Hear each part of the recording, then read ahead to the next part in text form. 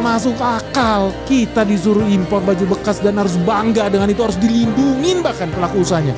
Apa ini negara ini? Dan gue makin hari gue lihat makin sering nih Purbaya ya, menteri favorit kita by the way, diserang nih sama media-media asing begini. Tapi ini udah jelas-jelas serangan sih guys. Ini udah jelas-jelas serangan lah. Media-media asing berkolaborasi dengan pejabat-pejabat kita buat menyerang Menteri Purbaya lah. Udah jelas barang salah. Dan memang kita harus berani sih dinyatakan dukungannya. Kalau bener bilang bener, kalau salah bilang salah. Lu tahu gue, Denix, kalau pejabat kita bener kita bener. Kalau ngaco.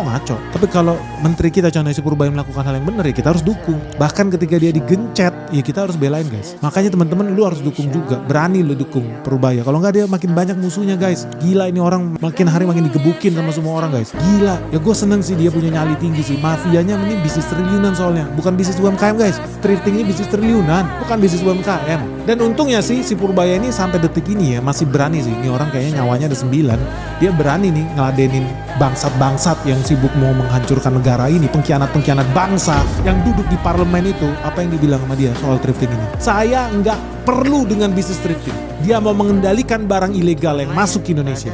Anggapan saya nggak perlu dengan bisnis thrifting. Yang saya kendalikan adalah barang ilegal yang masuk ke Indonesia. Saya akan membersihkan Indonesia dari barang-barang ilegal yang masuknya ilegal. Thrifting kan kalau barang bekas kan dilarang kan, sudah jelas itu ilegal.